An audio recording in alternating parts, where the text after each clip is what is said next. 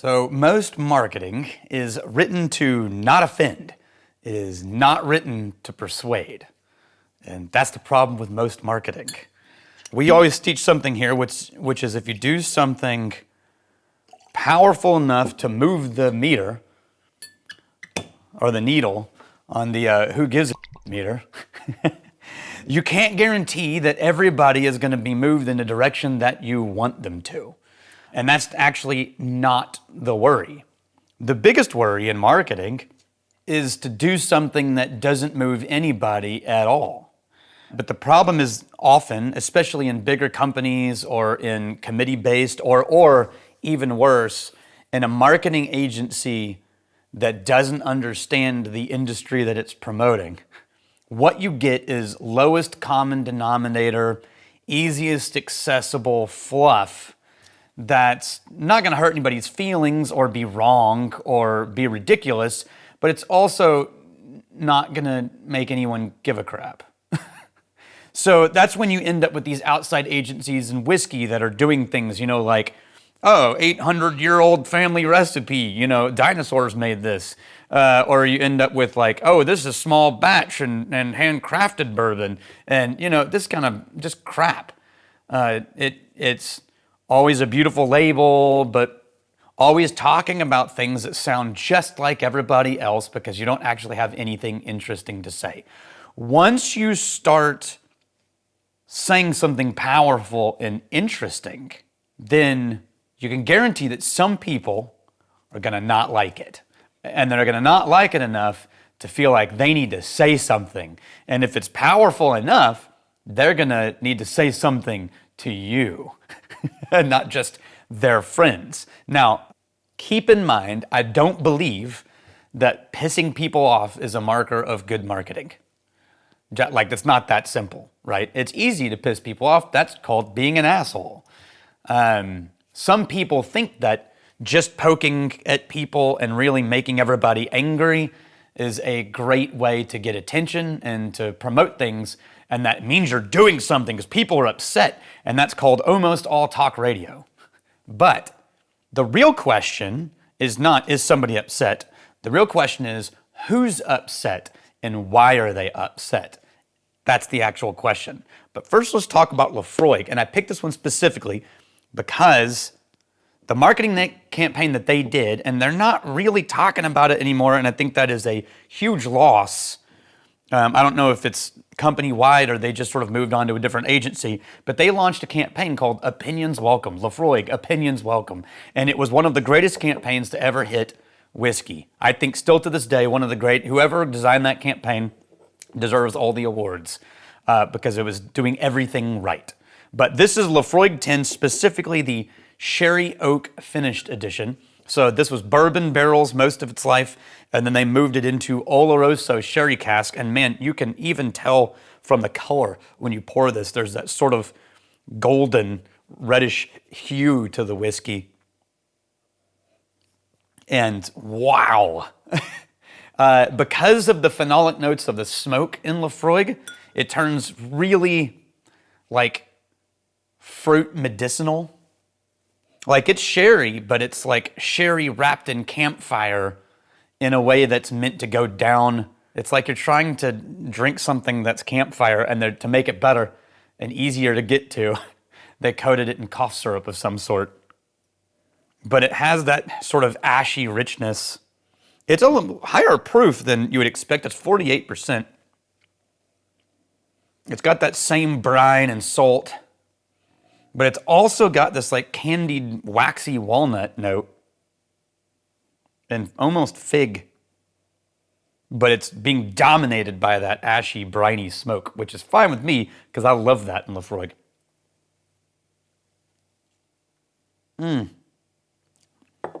So I want the sherry to do more than it's doing in this. This is nice. And this is as nice as like the standard Laphroaig 10. Strangely, even at 48%, it tastes a little bit thin. But I want, the nose of that sherry makes me want this depth and richness that I expect to get from like a heavily sherried cask. And this isn't. This is sherry as a light touch to a classic Laphroaig 10.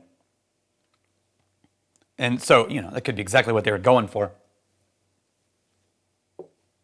So basically, if you like Laphroaig 10, but you wish it was just a little softened and sweetened, welcome to this one, sherry cask finish, because that's exactly what it is. And it's still great because, it's Laphroaig and I love Laphroaig.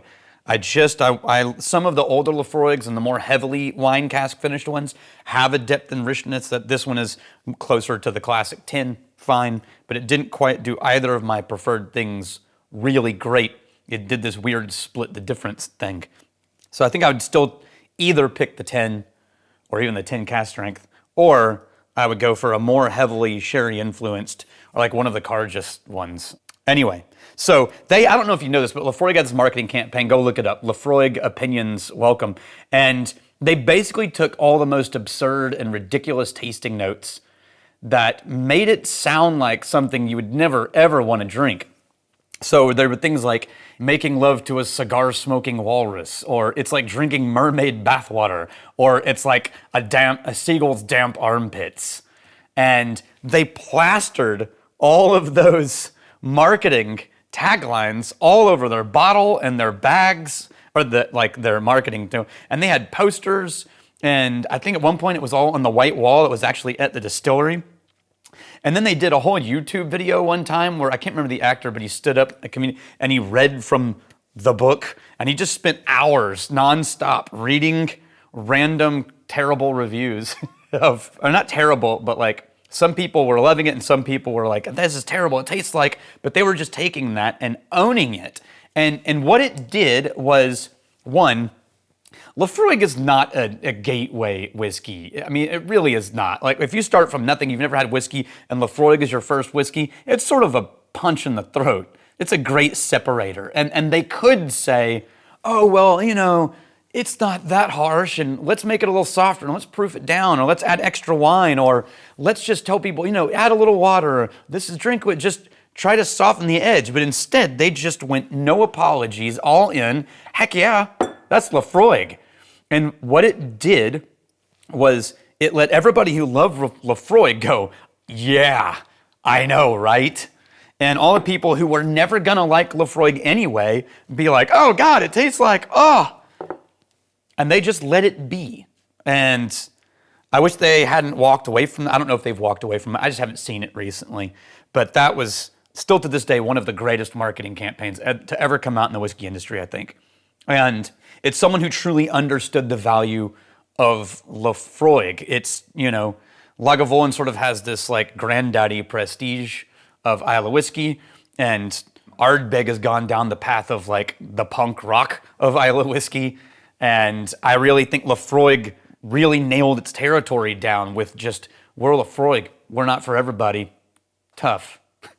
We don't care. And I kind of love that, It was almost like blue collar, but just no apologies, So that's a marker when you get people going, oh no, I don't love it. But then your people are like, they hear a thing like seagull's armpits and they're like, yeah, right.